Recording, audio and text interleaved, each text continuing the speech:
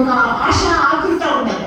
మనకు చాలా ఇష్టమైన వాళ్ళ దగ్గరికి మరణం సై దగ్గరికి వెళ్ళి చివరిగా ఏం చెప్తారో అని కొంతమంది ఏం చెప్తారు, కొంతమంది ఆస్తులను అప్పగిస్తారు కదా. పలానా ఆస్తి పలానా వారికి అని ఆస్తులను అప్పగిస్తారు. కొంతమంది ఏం చేస్తారు, కొంతమంది ఏదో లాకర్ నంబర్స్ అవి చెప్తారు, లేదా వాళ్ళ ఫోన్ యొక్క పాస్వర్డ్స్ చెప్తారు. కానీ యేసయ్య లాస్ట్ లో తను అంతా అయిపోయే టైంలో ఆత్మని దేవుని చేతికి అప్పగిస్తున్నాడు. సో ఇది అవసరమా? తల వంచి ఆత్మని అప్పగిస్తున్నాడు. శిలువ మీద శిలువ మరణం ఎంత వేదనకరంగా ఉంటుందంటే వాళ్ళు కేకలు వేస్తూ ఇక తల పైకెత్తుకొని చనిపోతారంట. కానీ ఈయన తల వంచి ఆత్మను అప్పగిస్తున్నాడు. అంటే దాని భావం ఏంటంటే యేసు ప్రభు శిలువలో చూపిన విధేయత. తాను ఎంతగానో తల వంచి సంతృప్తికరంగా సమాప్తం అయిపోయింది, నా కార్యం పూర్తయిపోయింది, నేను ఈ లోకంలో ఎందుకు వచ్చానో ఆ కార్యం నేను సంపూర్తిగా పూర్తి చేశాను అనే ఒక సంతృప్తి, ఒక సాటిస్ఫాక్షన్, ఒక హ్యాపీనెస్ తో ఆయన తల వంచి ఆయన ఆత్మని అప్పగిస్తున్నాడు. ఎంతో విజయ గర్వంతో అప్పగిస్తున్నాడు. ఇక్కడ మనం ఏడవలసిన అవసరం లేదు. ఇది మనం సంతోషపడాల్సినటువంటి శుభదినమే. ఎందుకంటే నా పాపాలతో మనం నరకంలో పడిపోకుండా యేసు ప్రభు శిలువ మీద కాల్చిన రక్తం వల్ల మనము పరలోకానికి వెళ్ళగలుగుతున్నాం. కాబట్టి ఒక చిన్న 7వ సంఖ్య యొక్క ఇంపార్టెన్స్ ఏంటంటే దేవుడు సృష్టి టైంలో 6 రోజులు సృష్టిని పూర్తి చేసి 7వ రోజు విశ్రాంతి తీసుకున్నాడు. అలాగే లేవి కాండము 4:6లో చూసినట్లయితే పాప పరిహార బలి 7 సార్లు రక్తం చిలకరించారు. ఇక్కడ చూడండి, మనందరి పాప పరిహారార్థ బలిగా ఎవరు వచ్చారు? యేసు ప్రభు. ఒక పాప పరిహారార్థ బలిగా ఆయన శిలువ మాను మీద వేలాడుతున్నాడు. ఆ రోజు మోషే ఇత్తడి సర్పాన్ని ఎలాగైతే చూపించి అందరినీ రక్షించాడో ఆ విధంగా ఎత్తైన స్థలంలో ఇతను వేలాడుతున్నాడు. ఆ పాప పరిహారార్థ బలి 7 సార్లు చిలకరించారంటే 7 మాటలు పలికేటప్పుడు, ఒక్కొక్క మాట పలికేటప్పుడు ఆ వేదనతో ఆ రక్తం అనేది ఆ గాయాల్లోంచి చిలకరింపబడుతుంది. సో కాబట్టి 7 మార్లు మన కోసం యేసయ్య ఆ మాటలు ఎంతో వేదనతో బాధతో చెప్పేటప్పుడు ఒక పాప పరిహారార్థంగా ఈ 7 మాటలు కూడా శిలువ సితారతో పలికినటువంటి సరిగమలు కదా, సప్త స్వరాలు. ఇంకా ఇంతటితో క్లోజ్ అయిపోతుంది, మనకు వేదన క్లోజ్ అయిపోతుంది అని దేవుడు ఒక సూచన చూపించాడు, ఇంద్రధనస్సు. ఆ ఇంద్రధనస్సులో 7 రంగులు ఎలా ఉన్నాయో ఇంతటితో రక్షణ కార్యం పూర్తయిపోయింది, ఇంకా మీరు నరకంలోకి పోవాల్సిన అవసరం లేదు, రక్షణ కార్యం పూర్తయిపోయింది అని ఒక ఇంద్రధనస్సు లాగా మనకి ఇప్పుడు ఒక సిలువ మనకు కలువైన కొండ మీద ఉందన్నమాట. సో అంతేకాకుండా ఒక రక్షణ కార్యం పూర్తయిందనే దానికోసం విశ్రాంతి తీసుకున్నట్టు ఈ 7వ మాట పనికి ఆయన విశ్రాంతి తీసుకున్నట్టు లూకా 23:46లో మనము చూస్తున్నాం అన్నమాట. సో ఇకపోతే తండ్రి ఆయన మాట్లాడిన మాటని ఒక్కొక్క అంశంగా మనం ధ్యానించుకుందాం. తండ్రి, నీ చేతికి నా ఆత్మను అప్పగించుకొచ్చున్నాను. సో మొదటి మాటలో తండ్రి అని అథారిటేటివ్ గా పలికాడు. వీరేం చేయించినారో మీరు ఎరుగరు కనుక వీరిని క్షమించు అని ఒక అథారిటీ, ఒక అధికారంతో కలిగిన దేవుడు 4వ మాటకు వచ్చేసరికి నా దేవా నన్ను ఎందుకు చేయి విడిచింది అంటున్నాడు. అంటే యేసుకు దేవునికి మధ్య ఎడబాటు అనేది మనందరి పాపాలు ఆయన మీద మోపబడడం వల్ల ఆ ఎడబాటు అనేది వచ్చిందనమాట. సో ఆ ఎడబాటు వచ్చిన దాన్ని ఆయన రక్షణ కార్యం పూర్తి చేశాడు. 4వ మాటలో ఏలి లామా సబక్తాని అయిన తర్వాత ఆయన సాతానుతో యుద్ధం చేసి అలసిపోయి దప్పికొన్నాడు. సమాప్తం అయిపోయింది, రక్షణ కార్యం పూర్తి చేసేసాడు. పూర్తి చేసేసిన తర్వాత మళ్ళీ ఆ తండ్రి బిడ్డల మధ్య సంబంధం కలిసిపోయింది. మనందరి పాపాలు ఆయన మీద ఉన్నప్పుడు యేసు ప్రభు తన తండ్రి యొక్క సహవాసాన్ని కోల్పోయాడు. ఎందుకని? తండ్రి పాపుల్ని ప్రేమిస్తాడు కానీ పాపాన్ని సహించడు. అలాగా యేసు ప్రభు మీద మనందరి పాపాలు మోపబడిన దానివల్ల తన సొంత కుమారుడైనప్పటికీ ఆయన్ని వదిలేయాల్సినటువంటి ఒక పరిస్థితి వచ్చింది.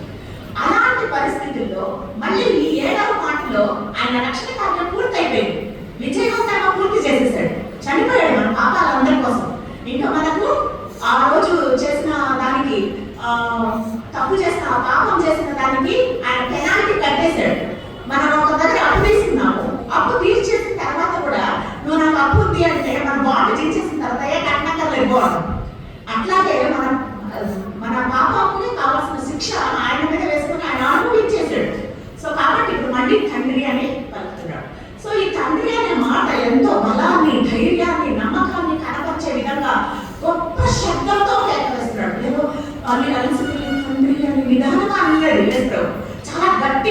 కాన్ఫిడెంట్ గా, బలంగా, ధైర్యంగా పలుకుతున్నాడు. తండ్రి చూడు నేను గెలిచేస్తాను. పిల్లలు ఏదైనా ఒక కాంపిటీషన్ లో గెలిచొస్తే డాడీ అని ఆడి నుంచి అట్లా అచ్చుకుంటే వస్తాయి. అట్లా ఆయన ఆనందంతో తండ్రి అని గొప్ప కేక ఆయన వేస్తూ ఉంటారు అనమాట. మొదటి మాటలో సో కాబట్టి ఆయన ఎంత అధికారంగా ఉన్నాడో చివరి మాటకు కూడా అధికారం అనేది రీకన్సిల్ అయిపోయింది.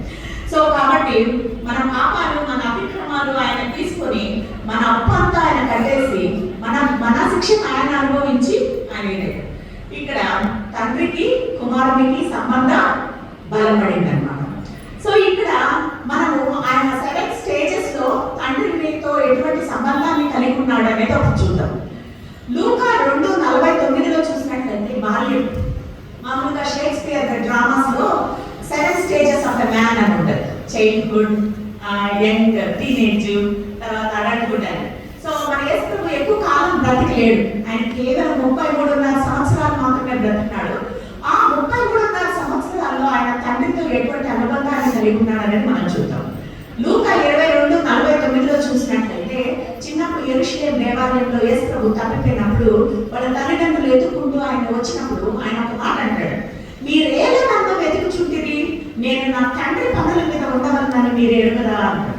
సో తండ్రి పనుల మీద అంత చిన్నప్పటి నుంచి 12 సంవత్సరాలు అంటే టీనేజ్ కూడా కాదు, చిన్న పిల్లడు అంటే 6th class 7th class age అప్పటి నుంచి ఆయన కూడా తండ్రి పనుల మీద ఉండేటువంటి యేసు ప్రభు.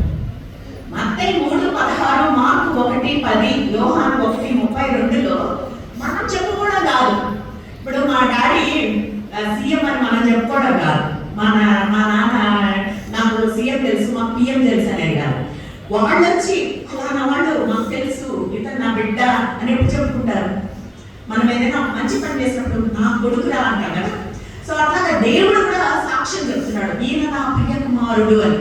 ఎప్పుడు పిలిచిన విధంగా యేసు ప్రభుని ఆయన బాప్తిస్మం ఇచ్చి యోహాను దగ్గర బాప్తిస్మం తీసుకొని బయటకు రాగానే, యోర్దాను నది నుంచి బయట రాగానే ఈ మూడులోనే మత్తయి, మార్కు, యోహానులో అప్పుడు ఆయన అంటున్నాడు, పరిశుద్ధాత్మ పావురం రూపంలో దిగివచ్చి ఈయన నా ప్రియ కుమారుడు, ఈయనందు నేను ఆనందించుచున్నాను. ఇంకొక దగ్గర అయితే పరిశుద్ధాత్మ పావురం రూపంలో దిగివచ్చి నీవు నా ప్రియ కుమారుడు, నీ యందు నేను ఆనందించుచున్నాను అని. సో దేవుడు వచ్చి మనల్ని గురించి అలా చెప్తే ఎంత బాగుంటుంది కదా. నీవు నా ప్రియ కుమార్తె, నీ యందు నేను ఆనందిస్తున్నాను, నీవు నా ప్రియ కుమారుడివి, నీ యందు నేను ఆనందిస్తున్నాను. కాబట్టి యేసు ప్రభు మనకు ఆ యొక్క బంధాన్ని కల్పిస్తున్నాడు. తెగిపోయినటువంటి ఆ బంధాన్ని మళ్ళీ కలుపుతా ఉన్నాడు. మనమందరం కూడా దత్తపుత్రాత్మని పొందిన వాళ్ళం, మనమందరం కూడా ఆ యొక్క కుమారులని కుమార్తెలను. మన ప్రార్థన నేర్పించమంటే కూడా పరలోకమందున్న మా తండ్రి అని ఆయన నేర్పించాడు అనమాట. సో మత్తయి 6:9లో అయితే శిష్యులు నువ్వైతే ప్రార్థన చేస్తున్నావు నాయనా, మాకు కూడా ప్రార్థన నేర్పి అంటే పరలోకమందున్న మా తండ్రి అని స్టార్ట్ చేయడం నేర్పించాడు లాస్ట్ డే. లూకా 11:13లో చూసినట్లయితే పరలోకమందున్న మీ తండ్రి తన అడుగు వారికి పరిశుద్ధాత్మని ఎంతో నిశ్చయముగా అనుగ్రహించింది. సో మనకు ఆదరణకర్తగా మనకు పరిశుద్ధాత్మ కావాలి అని అంటే మనం అడగాలి. అడగదే అమ్మైనా పెట్టదంటారు కదా. So ask and it shall be given unto you. అడుగుడి మీకు ఇయ్యబడును, వెదకుడి మీకు దొరుకును, తట్టుడి మీకు ఇయ్యబడును. అట్లాగే మనం కూడా పరిశుద్ధాత్మ నడిపింపును ప్రతి విషయంలో ఇదే త్రోవ, ఈ దారిలో మీరు వెళ్ళండి అనే ఒక స్వరము మన చెవిలో చెప్పాలి. పరిశుద్ధాత్మ అంటే మనం అడగాలంట. అది లూకా 11:13లో. యోహాను 2:16లో ఆయన పస్కా పండుగలో దేవాలయానికి వచ్చినప్పుడు హోసన్నా హోసన్నా గానాల మధ్య అక్కడ వాళ్ళు వ్యాపారపు ఇల్లుగా మార్చినప్పుడు ఆయన ఆవేశంతో చెప్తున్నాడు, నా తండ్రి ఇల్లు వ్యాపారపు ఇల్లుగా చేయొద్దు అంటున్నాడు. సో కాబట్టి ఆయన తండ్రి అని ఇక్కడ చెప్తూ ఉన్నాడు. మత్తయిలో చూసినట్లయితే 26:39, 4:2లో ఆయన వేదన తట్టుకోలేక ఒలివల కొండ దగ్గర తండ్రి సాధ్యమైతే ఈ గిన్నె నా యొద్ద నుండి తొలగించు అంటున్నాడు. అయినా నా ఇష్ట ప్రకారం కాదు, నీ చిత్త ప్రకారమే అని దేవుడి చిత్తానికి ఆయన సమర్పించుకుంటున్నాడు అనమాట. సో అలాగే లాస్ట్ కమాండ్మెంట్, మీరు వెళ్ళి సమస్త జనులను శిష్యులుగా చేయండి, తండ్రి యొక్కయు కుమారుని యొక్కయు పరిశుద్ధాత్మ యొక్కయు నామములోని వారికి బాప్తిస్మీయుడి అని మత్తయి 20:19లో చెప్తున్నాడు. సో ఆయన మంచి కుమారుడుగా ఆయన అప్పగించినటువంటి కార్యక్రమాన్ని చేసింది. ఏదైనా ఒక పనిని ఎవరైనా స్టార్ట్ చేస్తారు. స్టార్టింగ్ డాక్టర్ ఆరంభ శోధకం. దాన్ని ఎవరైతే కంప్లీట్ చేస్తారో వాళ్ళే కార్యశూరులు అంటారు వాళ్ళు. అలాగే యేసయ్య ప్రారంభించడము పరిచర్య వరకే కాదు, ఆయనకు అప్పగించిన పని ఏంటి? ఆయన పుట్టిందే చనిపోవడం కోసం. ఆయన లోక పాపుల వాటి కోసమే చనిపోవాలి, మనకు ఒక మాదిరి చూపించాలి. ఒక మనిషిగా పుట్టినప్పటికీ మనం పాపం అంటకుండా, ఒక నీటి మీద నీటి బొట్టు తామరాకు మీద ఎలా ఉంటుందో, లోకంలోనే ఉంటాం కానీ లోక మాలిన్యాలు మనకు అంటకుండా ఎలా జీవించాలి అనే ఒక మాదిరిని మనకు చూపించిన యేసు ప్రభు. సో ఆయన్ని మాదిరిగా మనం చూసుకోవాలి. ఆయన అప్పగించింది ఏంటంటే ఆత్మని అప్పగించాడు. మరి శరీరం ఏమైంది? శరీరము మట్టి నుంచి తీయబడింది కాబట్టి మట్టిలో కలిసిపోతుంది. మరి ప్రాణం కూడా పాతాళంలోనికి దిగి 3,000 మంది మళ్ళీ లేస్తారు. కానీ ఆత్మ అనేది దేవుడి దగ్గర నుంచి నాసికారంధ్రంలోంచి ఊదబడింది. అది దేవునికి మనం అప్పగించాలి. అందుకే భక్తులంట నిద్రపోయేటప్పుడు వాళ్ళ ఆత్మల్ని దేవునికి అప్పగించి నిద్రపోతారు. ప్రతి జీవికి ప్రాణం ఉంటుంది, తర్వాత శరీరం ఉంటుంది. కానీ మనిషికి మాత్రమే శరీరము, ప్రాణము, ఆత్మ ఉంటుంది. సో జంతువులన్నీ కూడా పర్లోకానికి నరకానికి పోవు, వాటికి ఆత్మలు ఉండవు. కాకపోతే మనుషులకు మాత్రమే ఆత్మ అనేది ఒకటి ఉంటుంది. సో కాబట్టి మన ఆత్మ విషయంలో మనం చాలా జాగ్రత్త కలిగి ఉండాలి. సాతాను ఎవరిని నింపుతున్నా అని తిరుగుతాను. మన బిడ్డలు అందుకే యేసయ్య చెప్పింది, అమ్మలారా నా కోసం ఏడవండి, మీకోసం మీ పిల్లల కోసం ఏడవండి అని. సో మన పిల్లల ఆత్మల్ని దొంగిలించడానికి సాతాను రెడీగా ఉంది. మనం ఎప్పుడు కూడా మన ఆత్మల్ని దేవుని చేతికి అప్పగించాలన్నమాట. సో నరుడు మనకు చూసినట్లయితే ఆదికాండం 2:7 చూసినట్లయితే నరుడు ఒంటరిగా ఉండటం మంచిది కాదని చెప్పి దేవుడు హవ్వని చేశాడు. మట్టితో నరుడిని చేసి ఆయన నాసికారంధ్రముల్లో ఊపిరి ఊదినప్పుడు నరుడు ఏమైనాడు? జీవాత్మ అయినాడు. జీవులు వేరే, జీవాత్మలు వేరే. కాబట్టి జీవాత్మ అయినాడు. ఇకపోతే యోహాను 20:22 చూసినట్లయితే ఆయన జనుల మీదకి మళ్ళీ ఊదినాడు. ఈసారి జీవాత్మ కాదు, పరిశుద్ధాత్మ వచ్చింది, వర్షం వచ్చింది. సో ఇప్పుడు మనము జీవాత్మ మనలో ఉంది, మనకు సరైన గైడెన్స్ కావాలి అని అంటే మనము పరిశుద్ధాత్మని పొందాలి. అదే అన్నమాట. సో మీరు పూర్ణ ధైర్యంతో బోధించడం వలన నా బ్రతుకు మూలంగానైనా చావు మూలంగా అయినా సరే క్రీస్తు నా శరీరం అందు ఘనపరచబడునని నేను ఎరుగుదును అని పౌలు చాలా ధైర్యంగా చెప్తున్నాడు. ఫిలిప్పీ 1:19-20. ప్రసంగి 12:7 చూసినట్లయితే చాలా బాగా క్లియర్ అయింది. మనకు చాలా సార్లు బరియల్ సర్వీసెస్ లో చెప్తూ ఉంటారు పాస్టర్లు, మన్నైనది వెనుకటి వల్లనే మరలా భూమికి చేరును, ఆత్మ దాన్ని దయచేసిన దేవుని యొద్దకు మరలా చేరును. మన్నైంది శరీరం అనేది భూమికి చేరుతుంది, ఆత్మ దాన్ని దయచేసినటువంటి దేవుని యొద్దకు చేరుతుంది. సో ఆయన ఏమేమి ఎవరెవరి చేతికి అప్పగించినాడు అంటే పాపుల చేతికి తన శరీరాన్ని అప్పగించాడు. అంటే పాపుల యొక్క పాపాల కోసం తన శరీరాన్ని బలియాగంగా అర్పించాడు. కొట్టే వాళ్ళకి తన వీపును అప్పగించాడు. వెంట్రుకలు పెరుగు వారికి తన చెంపల్ని అప్పగించాడు. ఉమ్మి వేసే వాళ్ళకి తన ముఖాన్ని అప్పగించాడు. దున్నే వాళ్ళకి తన వీపును, తన దేహాన్ని అప్పగించేవాడు. గుద్దే వాళ్ళకి తన ముఖాన్ని అప్పగించాడు. ఆత్మని మాత్రం తండ్రికి అప్పగించాడు. అసలు ఎందుకు అప్పగించాలి? తండ్రి చేతికి ఎందుకు అప్పగించాలి? అప్పగించకపోతే ఏమవుతుంది అని అంటే తండ్రి చేతుల్లో మనకు భద్రత ఉంది. ఎందుకంటే యోహాను 10:27 చూసినట్లయితే నా తండ్రి చేతిలో నుండి ఎవరినో వాటిని అపహరింపలేడు. కాబట్టి ఆయన ఇప్పుడు ప్రాణం పోయిన తర్వాత పాతాళంలో దిగి 3వ దినమున లేచి మళ్ళీ పరలోకానికి ఎక్కిపోవాలి. ఆ ఆత్మ దేవుని చేతిలో భద్రంగా ఉండాలి అని దేవుని చేతికి అప్పగించాడు. 1 పేతురు 4:19 చూసినట్లయితే దేవుని చిత్త ప్రకారం బాధపడేవారు సత్ప్రవర్తన గలవారై నమ్మకమైన సృష్టికర్తకు తమ ఆత్మలను అప్పగించాలి. ఇది మనకు పౌలు చెప్తున్నాడు. 1 పేతురు మీరు రెండింటితో అండర్లైన్ చేసుకోండి. 1 పేతురు 4:19 అంటది పెట్టుకోండి. 1 పేతురు 4:19 దేవుని చిత్త ప్రకారం బాధపడేవారు సత్ప్రవర్తన కలవారై నమ్మకమైన అప్పగించుకోవాలి. మనమందరం కూడా మన ఆత్మల్ని దేవునికి అప్పగించుకోవాలి. సరే, ఇంకొకటి ఏంటంటే తిరిగి పొందడానికి. నేను దాన్ని మరలా తీసుకున్నట్లు నా ప్రాణమును పెట్టుచున్నాను, దాన్ని తిరిగి తీసుకున్నట్టు నాకు అధికారం కలదు అని యోహాను 10:17-18 యేసు ప్రభు చెప్తున్నాడు. తండ్రితో సంబంధాన్ని కొనసాగించటము. అసలు యేసు ప్రభు పరలోకం నుంచి ఎందుకు భూమి మీదకి వచ్చాడు? మనందరి పాపాల కోసం ఆయన ప్రాణం పెట్టడానికి భూమి మీదకి వచ్చాడు. భూమి మీద నుంచి సిలువ మీదకి ఎందుకు వెళ్ళాడు? మన దోష శిక్షని కొట్టివేయడానికి. ఆ సిలువలోంచి మళ్ళీ పాతాళంలోనికి దిగాడు. అక్కడి నుంచి పరలోకానికి. మన సండే స్కూల్ పాట గుర్తొస్తుంది నాకు.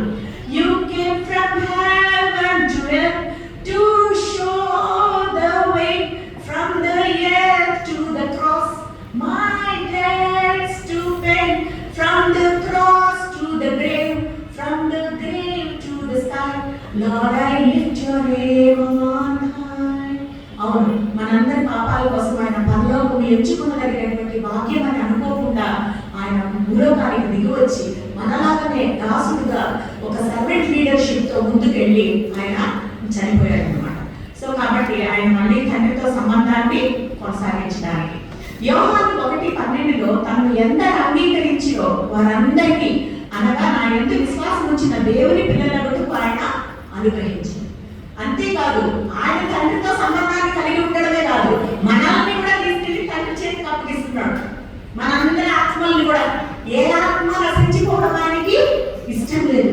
మనందరి ఆత్మల్ని కూడా తీసుకెళ్లి ఆ తండ్రి చేతిలో పెడుతున్నాడు. ఎవరు నశించుకోవడం ఇష్టం లేదు. మనం ఆయన పిల్లలమైనప్పుడు మాత్రమే దత్తపుత్రాత్మను కలిగి అబ్బా తండ్రి అని మొరపెట్టగలం. సో ఏదేలాగా మనం కూడా తండ్రి అని పిలవాలి అని అంటే మనము భద్రంగా ఉంటారనమాట. అంతేకాకుండా ఎందుకు ఈ ఆత్మను అప్పగించాడంటే ప్రవచనాన్ని నెరవేర్చడం కోసం.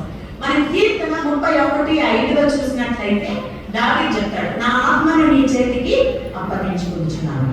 యేసుస్వామి చనిపోక ముందే ఇది దావీదు చెప్పాడు. ఆ ప్రవచనం నెరవేర్చడానికి యేసు ప్రభు ఈ మాట పలికాడు.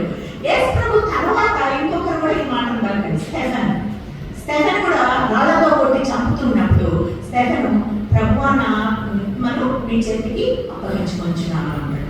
సో మరణ భయం తొలగించడానికి, మనుషులకి ఈ మరణం అనేటువంటి ఒక భయం తొలగించాలి. అందరూ ఏమనుకుంటారు, ఓయమ్మా చచ్చిపోతే ఇంకా రాను, తిరిగి రారు అని. కానీ ఈ విధంగా ఆత్మను అప్పగించడం వల్ల మళ్ళీ మనం లేస్తాం. నిద్ర లాంటిది మరణం అనేది, ఒక నిద్ర లాంటిది. నిద్రపోయిన వాళ్ళు ఏం చేస్తారు? మళ్ళీ లేస్తారా లేదా? అంటే నిద్రపోతారా? చిన్నప్పుడు ఎవరైనా నిద్రపోతా అంటే అమ్మోడు పిల్లలు ఏమయ్యేది కళ్ళు లేదు లేస్తారు కట్టి. సో అట్లాగే మనము ఒకవేళ చనిపోయినా కూడా మళ్ళీ లేస్తారనేటువంటి విశ్వాసం ఉంటుంది క్రైస్తవులకు, అవునా కదా? సో మనము ఎందుకు ఈస్టర్కి వెళ్ళి పూలు ఎందుకు వేసుకుంటాము? చనిపోయిన మనుషులందరూ తిరిగి లేస్తారు అనేటువంటి ఒక విశ్వాసంతో. సో ఆ భయం తొలగించాలి అనే ఉద్దేశంతో. సో కాబట్టి జీవపు మాటల్లో మూటలో దాచబడ్డం కోసం 1 సమూయేలు 25:29 నీ ప్రాణము నీ దేవుడైన యెహోవా యొద్ద ఉన్న జీవపు మూటలో దాచబడుటకు లాజరు వలె మన ఆత్మను దేవుని చేతికి అప్పగించాలి. ఆ యొక్క అబ్రహాం యొక్క కుడి వైపు ఉన్నటువంటి రొమ్మును ఆనుకొని ఉన్నాడు. సో ఇవి ఆయన ఎంతగానో మనకు పరలోకానికి ఆహ్వానం కలగడానికి. ఇలాగే ఆత్మను అప్పగించినటువంటి కొంతమందిని మనం చూసుకొని క్లోజ్ చేసుకుందాం. దావీదు కీర్తన 31:5 దావీదు తన ఆత్మను అప్పగించుకున్నాడు. తర్వాత స్టెఫెన్ అప్పగించుకున్నాడు అపొస్తలుల కార్యంలో. తర్వాత కొంతమంది మిషనరీస్ కూడా తాము చనిపోయేటప్పుడు చివరి మాటలుగా ఆత్మను అప్పగించుకొని చనిపోయారు. పాలికార్ప్ అనేటువంటి ఒక మిషనరీ, బెర్నార్డ్ అనేటువంటి ఒక మిషనరీ, హస్ అనేటువంటి ఒక మిషనరీ. మనం ఈరోజు ఇక్కడ నిలబడి మనం ఆరాధన చేసుకుంటున్నామంటే దానికి కారణమైన మార్టిన్ లూథర్ గారు కూడా చనిపోయే ముందు ప్రభువా నా ఆత్మను మీ చేతికి అప్పగించుకొచ్చున్నాను అని చెప్పాడు. యేసయ్య మనకి ఎలా మరణించాలో నేర్పించాడు. మనకు కొన్ని క్లాసెస్ ఉంటాయి సమ్మర్లో, spoken English classes, life skills classes అని. యేసయ్య ఈరోజు గుడ్ ఫ్రైడే ద్వారా మనందరికీ, మన సంఘానికి డెత్ స్కిల్స్ నేర్పించాడు. చనిపోయే ముందు ఎలా ప్రిపేర్ అవ్వాలి, ఎలా క్షమాపణ పొందాలి, ఎలా రక్షణ పొందాలి, ఎలా మన బాధ్యతలను మనం నెరవేర్చాలి, ఎలాగ మనము ఏదైనా బ్రేక్స్ క్రాక్స్ వచ్చినాయా దేవుని మధ్యకి మనకి, వాటిని ఎట్లా పూడ్చుకోవాలి, ఎట్లాగ మనం దాహం కలిగి ఉన్నాం, ఎన్ని ఆత్మలను మనం తీసుకెళ్తున్నాం, మనం అప్పగించాల్సినవి కొన్ని ఉన్నాయి దేవుని అప్పచెప్పాలి. నీకు ఇచ్చిన బహుమానంగా ఇచ్చిన పిల్లల విషయమే లెక్క అప్పచెప్పాలి. నీకు ఇచ్చిన టైం గురించి లెక్క అప్పచెప్పాలి. నీ టాలెంట్స్ విషయమే లెక్క అప్పచెప్పాలి. నీకు ఇచ్చిన ధనాన్ని విషయమే నువ్వు లెక్క అప్పచెప్పాలి. వీటన్నిటికీ మనం సిద్ధంగా ఉండామా అని ఆయన డెత్ స్కిల్స్ ఈ రోజు మనకు నేర్పిస్తున్నారు. అందుకే this is called good Friday. ఇవన్నీ ఎవరు చెప్పరు, ఏ క్లాస్ లో చెప్పరు, ఎటువంటి వాటిల్లో. ఓఎంఆర్ మనకు ఏదైనా క్యాన్సర్ ఉందంటే ఇంకా బెంబేలేకపోతాం. కానీ ఒక క్రిస్టియన్ని చూడండి, ఎంత నిరీక్షణగా పక్కన ఉండేటువంటి బెడ్ వాళ్ళకు కూడా ఎంత అడ్మిట్ చేసినా పక్కన వాళ్ళకి స్వార్థ చెప్తుంటారు. ఎక్కడి నుంచి వచ్చింది అది? మన యేసయ్య మనకి ఇచ్చినటువంటి ఆ భరోసా. మనం చచ్చిపోతే ఏం మాయమైపోము, ఇంకొక జన్మంటూ ఉండదు, కుక్కగానో నక్కగానో పుట్టము. ఈ రోజు మనం చనిపోయినామంటే మనము పరలోకంలో ఉంటాం, యేసయ్యతో ఉంటాం. ఒకవేళ మన వాళ్ళు ఇక్కడ కింద ఉంటారు, యేసయ్యకి యువతల పక్క వాళ్ళు ఉంటారు, యేసయ్యకి అవతల పక్క మనం ఉంటాం, అంతే కదా. సో మనమంతా ఎప్పుడు ఒకేలా ఉంటాం. వాళ్ళు కూడా మనతో వస్తారు. ఎవరు శాశ్వతంగా భూమి వదిలేసి వెళ్ళిపోతుంటారో ఎంత బాగా అనుకోవాల్సిన అవసరం లేదు. సో ఈ రోజు మనం నేర్చుకున్నాం కాబట్టి దేవుని చేతికి మన ఆత్మలన్నింటినీ అప్పగించుకున్నాం. ఆయన ఎలాగైతే అప్పగించుకున్నాడో క్రీస్తుని పోలి మనం కూడా నడుచుకునేదానికి ఒక్కసారి మనం చిన్నగా కళ్ళు మూసుకొని, లాస్ట్ మాట కాబట్టి చిన్న పాట మనం మనందరికీ తెలిసిన పాటే పాడుతున్నాం. నీ చేతితో నన్ను పట్టుకో, నీ ఆత్మతో నన్ను నడుపు, శిల్పి చేతిలో శిలను నేను, అనుక్షణము నన్ను చెక్కుము, శిల్పి చేతిలో శిలను నేను, అనుక్షణము నన్ను చెక్కుము. ప్రియమైన కోడూరు సంఘమా, సెయింట్ జాన్స్ పారిష్, యోహాను ఎంతగానో నమ్మకమైనటువంటి శిష్యుడు. అంత నమ్మకమైన శిష్యుడు పేరు పెట్టుకున్నటువంటి సంఘంలో మనం దేవుడికి అభిషేకం చేయగలుగుతున్నామా? మన జీవితాలు ఎన్నో రోజులు దాటిపోతున్నాయి, కానీ మనం దేవునికి దగ్గరగా వస్తున్నామా? ఈరోజు పరిశీలించుకుంటాం. మన ఆత్మను పరిశోధించేటువంటి దేవుడు మనతో సూటిగా మాట్లాడుతూ ఉంటాడు. మన హృదయం అనేటువంటి తలుపు యొక్క నిలబడి తడుపుతూ ఉంటాడు. ఈరోజు దీంతో మా తలుపు ఆయన చేర్చుకున్నామా? ధైర్యంగా ఆత్మలను దేవునికి అప్పచెప్పుకున్నామా?